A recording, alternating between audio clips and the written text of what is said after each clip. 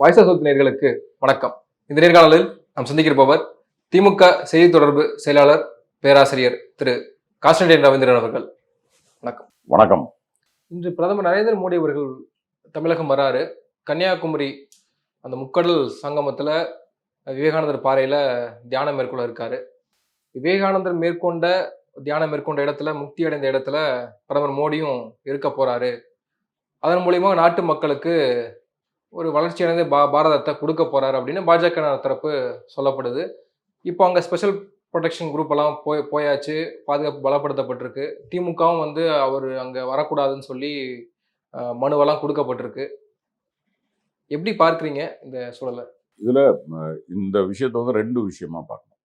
ஒன்று, சட்ட ரீதியா நெறிமுறை தானா இது பார்க்க வேண்டியது. தேர்தல் நடந்து கொண்டிருக்கிறது, ரைட்? 1ஆம் தேதி தான் சாயந்தரம் 6 மணிக்கு தான் முடியுது.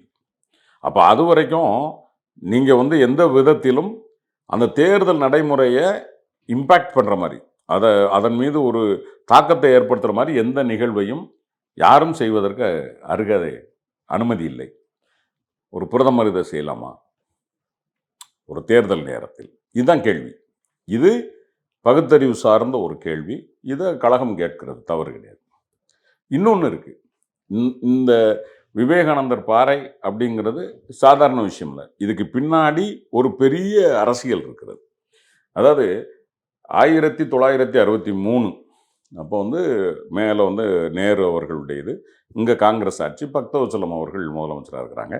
அப்போ ஆர்எஸ்எஸ் இயக்கம் இந்த மாதிரி இதை ஒன்று செய்யணும் அப்படின்னு. உங்களுக்கு நல்லா தெரியும், கன்னியாகுமரி ஏற்கனவே அந்த கிறிஸ்தவம் இந்துயிசம்ங்கிற ஒரு சின்ன பனிப்போர் இருந்து கொண்டே இருக்கிறது.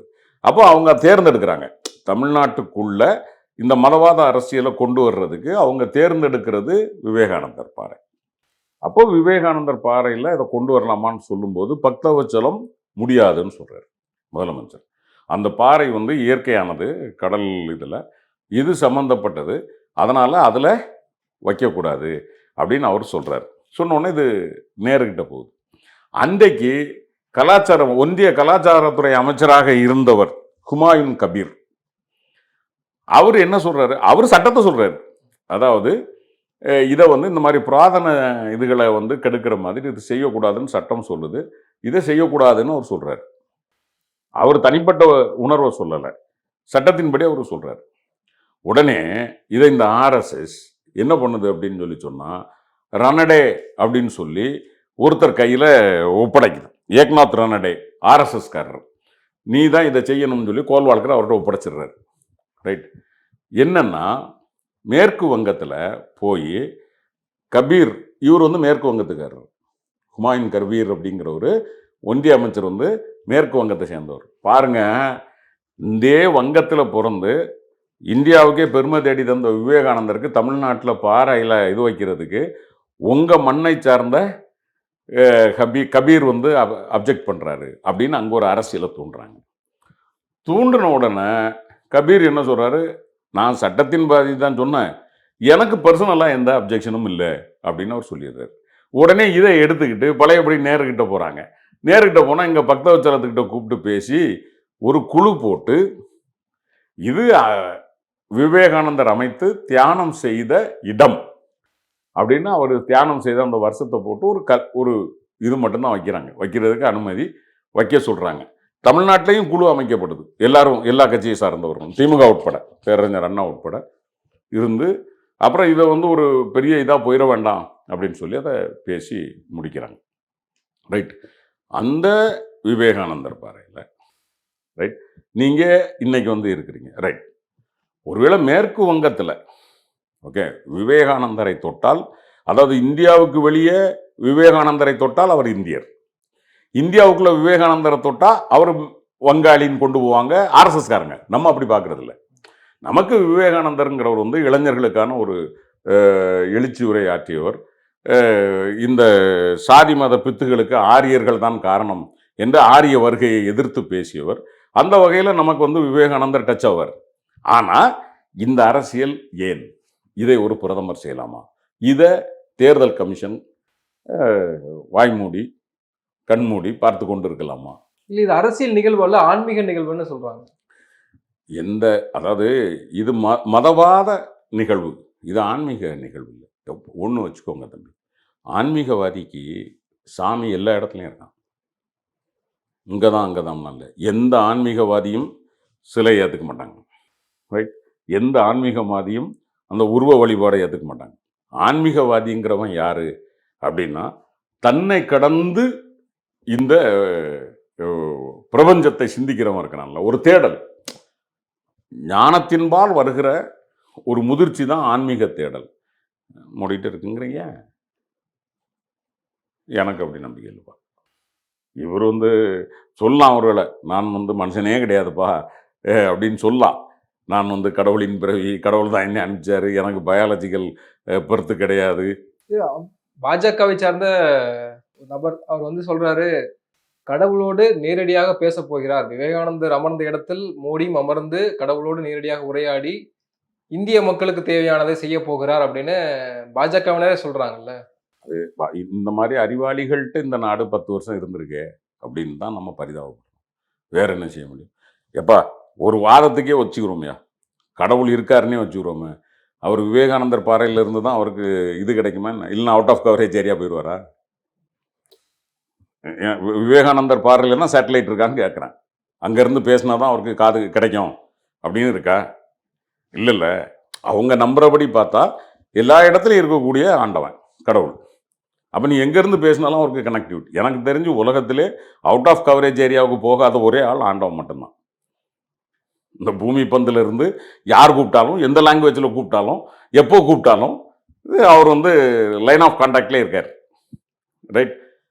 உங்களுக்கு மட்டும் என்ன விவேகானந்தர் பாறையில் இருந்து மட்டும்தான் உங்களுக்கு கனெக்டிவிட்டி கிடைக்குமா என்ன? தப்பு இல்லை அது.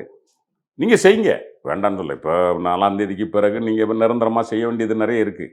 அதை நம்ம இல்லைன்னு சொல்ல. அதை நீங்கள் 4ஆம் தேதிக்கு பிறகு செய்யுங்க. இல்லை, குறைஞ்சபட்சம் 1ஆம் தேதி 6 மணிக்கு பிறகு செய்யுங்களேன். இன்னைக்கே செய்யணும் தம்பி. தியானம் தானே தம்பி. அவங்க சொல்கிறத நம்ம அப்படியே ஒத்துப்போம். ஆன்மீக தேடல்.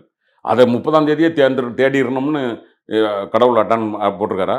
ஏதாவது நம்ம இந்த அப்பாயின்மெண்ட் ஆர்டர் போடுவாங்களே, 3ஆம் தேதிக்குள்ளே ஏங்க இந்த டியூட்டியில் ஜாயின் பண்ணணுங்கிற மாதிரி கடவுள் ஏதாவது அனுப்பியிருக்காரா, கடிதம் அனுப்பியிருக்காரா? எப்போ மோடி நீ 30ஆம் தேதிக்குள்ளே 29ஆம் தேதிக்குள்ளே என்னை தேடினா தான் நான் கிடைப்பேன், இல்லை நான் கிடைக்க மாட்டோம்னு எதுவும் மெசேஜ் எஸ்எம்எஸ் எதுவும் அனுப்பியிருக்காரா?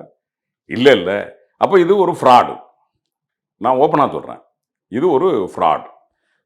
நீங்கள் உண்மையான ஆன்மீக தேடல் அப்படின்னா எங்கே இருந்தும் நீங்கள் தெய்வத்தோடு பேச முடியும். அதைத்தான் தெய்வத்தின் குரல் படித்தவங்களுக்கு தெரியும். அவர் அப்படி தான் சொல்லுவார். பெரியவர்னு சொல்லுவாங்க அவங்க. அவர் சொல்லியிருக்கிறது தெய்வத்தின் குரல் படித்தா எங்கும் இருந்து நீ அவரோடு பேச முடியும். ஜூன் 1ஆம் தேதி இந்தியா கூட்டணி தலைவர்கள்லாம் டெல்லியில் கூட இருக்காங்க. எந்த அளவுக்கு நம்பிக்கையாக இருக்கீங்க? ஜூன் 4ஆம் தேதி எப்படியான முடிவுகள் வரும்னு நினைக்கிறீங்க? உறுதியாக இந்தியா கூட்டணி வெல்லும். நான் முதல்ல என்ன நினச்சேன், ஒரு 200 220 வரைக்கும் பிஜேபிக்கு வரலாம். ரைட்?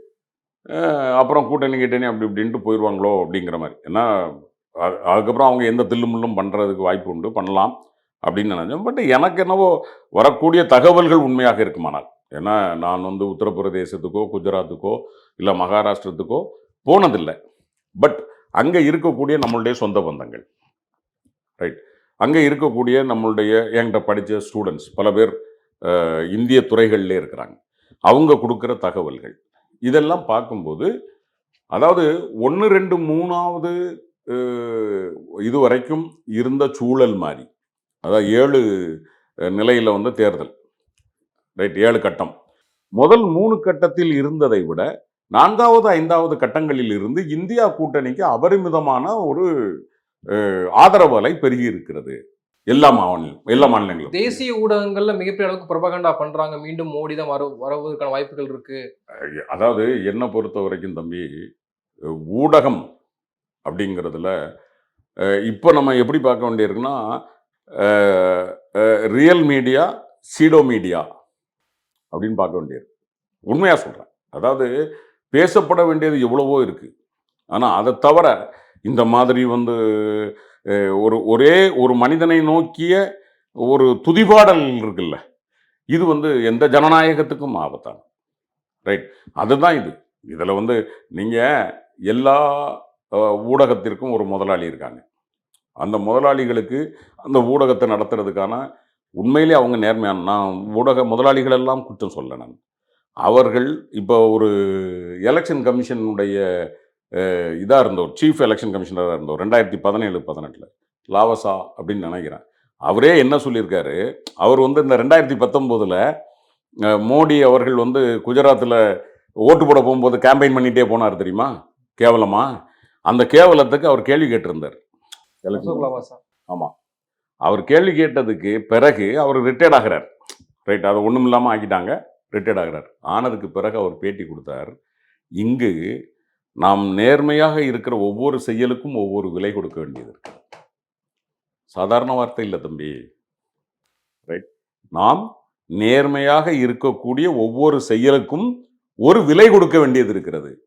இதை வந்து சாமானியன் புலம்பிட்டு போல, ஒரு ஐஏஎஸ் அதிகாரி, இந்தியாவினுடைய ஜனநாயக அமைப்பினுடைய உச்சபட்ச பதவி, அதில் உட்கார்ந்த ஒருவர் அந்த வார்த்தையை சொல்றாருன்னா இந்த ஜனநாயகம் இன்னைக்கும் உருப்பிடுமான்னு கேட்குறான், ரைட்? இந்த மாதிரி வந்து ஜனநாயகத்தை குளிதோண்டி புதைக்கிற ஒரு கூட்டத்திற்கு சால்ரா அடித்து கொண்டிருக்கிற ஊடகங்களை நம்ம எப்படி பேசுறது இல்லை? அதனால தான் நான் சொல்கிறேன், அதாவது என்னவாக போனாலும் ஜனநாயகம் வெல்ல வேண்டும், நாட்டு மக்கள் நிம்மதியாக இருக்க வேண்டும். அதற்கு இந்தியா கூட்டணி ஜெயிக்கும் என்று உறுதியாக நம்புகிறோம். அதை ஏறத்தாழ, ஏன்னா தலைவர்கள் வந்து இப்போ நமக்கே சில தரவுகள் கிடைக்குது அப்படின்னா, இப்போ தலைவர் தளபதிக்கோ, ரைட், தளபதி மு க ஸ்டாலின் அவர்களுக்கோ, மாண்புமிகு முதல்வருக்கோ, அரவிந்த் கெஜ்ரிவால் அவர்களுக்கோ, அல்லது மம்தா பானர்ஜி அவர்களுக்கோ, இல்லை ராகுல், தேஜஸ்வி யாதவ், நமது அகிலேஷ் யாதவ், இவங்கெல்லாம் வந்து ஒரு தலைவர்கள், ஒரு நாட்டினுடைய ஒன்றில் முதல்வர்களாக இருக்கிறார்கள் அல்லது எதிர்க்கட்சி தலைவர்களாக இருக்கிறார்கள், ஒரு இதில் உட்காந்து. அப்போ அவங்களுக்கு தகவல், பொய்யான தகவல் போயிருக்குமாங்கிறது எனக்கு தெரியல. அப்போ அவங்க வந்து நம்ம ஜெயிப்போம் அப்படின்னு அவங்க ஏன்னா 19 இப்படி ஒன்றும் நடக்கல இல்லை. 2019 இந்த மாதிரியான ஒரு நிகழ்வு எதுவும் வரல.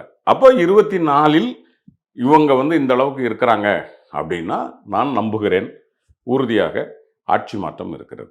இதற்கிடையில வந்து திமுகவுக்கே தூது விடப்படுது பாஜகவிடம் இருந்து, திமுக தலைமைக்கெல்லாம் பேசிட்டு இருக்காங்க. அதாவது தம்பி, இது இன்னைக்கு நேற்று இல்லை, 2019 தேர்தலிலே சொன்னாங்க. ஞாபகம் இருக்கா? நீங்கள் என்னை பேட்டி கேட்டீங்க, ரைட்? அப்போ சார் நீங்கள் கூட்டணி வைக்க போகிறீர்களாமேன்னு இதே கேள்வியை நீங்கள் கேட்டு நான் இதே இடத்துல தான் பதில் சொன்னேன். தம்பி, இது வேண்டாமல் தூண்டி விடுறாங்க. ஒரு இடங்கள் மாறி இருந்திருக்கலாமே தவிர நீங்கள் கேட்ட கேள்விக்கு நான் பதில் சொன்னேன், ரைட்? உங்களை மாதிரி 7 பேருக்கு பதில் சொன்னேன். இல்லைங்க, எங்களுக்கும் பாஜகவுக்கும் ஒட்டும் கிடையாது, உறவும் கிடையாதுன்னு. அப்புறம் தேர்தல் முடிஞ்ச உடனே இதே மாதிரி, அப்போ ஆனால் கொஞ்சம் சீக்கிரமாக முடித்தாங்க 19 தேர்தலை, மே 19 முடிஞ்சது.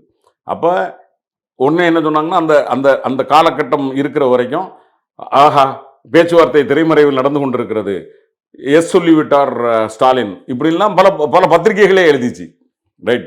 ஏதாவது நடந்துச்சா என்ன? ஒன்றும் கிடையாது. 19 to 24 தான் நம்ம இன்னும் மூர்க்கமாக எதிர்த்திருக்கோம் பாஜகவை, ரைட்? அதனால் இது வந்து என்னென்னா, அவங்களுக்கு எப்படி பயன்படும்னா தம்பி, இன்றைக்கு இந்திய அளவில் தத்துவார்த்த ரீதியாக, கொள்கை ரீதியாக பாஜகவை காங்கிரஸை விடவும் மூர்க்கமாக எதிர்க்கிற ஒரு கட்சி திமுக அப்படிங்கிற ஒரு லேபிள் இருக்கு. நான் சொல்றது தத்துவார்த்த ரீதியாக, அரசியல் ரீதியாக காங்கிரஸ் தான், அதில் மாற்று கருத்தே கிடையாது, ரைட்? அது 330 தொகுதியில் ஏறத்தாழ காங்கிரஸ் போட்டி போடுறது, நம்ம வெறும் 40 தொகுதி. ஒருவேளை மீண்டும் வந்து அதே எதிர்ப்பு இருக்கும், உறுதியாக இருக்கும். இந்த அதாவது என்ன, கொள்கையிலேயோ தத்துவத்திலேயோ நீங்கள் போய் காம்ப்ரமைஸ் ஆக முடியாது. ஓகே, உடனே கேட்பானுங்க, எப்படி திரும்ப 99 மட்டும் எப்படி காம்ப்ரமைஸ் ஆனீங்க? காம்ப்ரமைஸ் ஆனது யார்? கொள்கையை விட்டு கொடுத்தது யார்? திமுக விட்டு கொடுத்தா, பிஜேபி விட்டு கொடுத்தா? அந்த கேள்வி இருக்குது. 370 தொடக்கூடாது, அயோத்தியில் கோயில் கட்டக்கூடாது, சிஏஏ கூடாது, காமன் சிவில் கோடு கிடையாது. இப்படி அவர்களுடைய கொள்கைகள் எதையும் நிறைவேற்ற விடாமல் ஆட்சியை மட்டுமே நடத்துவதற்கான இடத்திற்கு கொண்டு வந்தது திமுக. திமுக விட்டு கொடுத்தா? சமூக நீதியை விட்டு கொடுத்தா? இடஒதுக்கீடை விட்டு கொடுத்தா? பெண்களினுடைய உரிமைகள் விட்டு கொடுத்தா?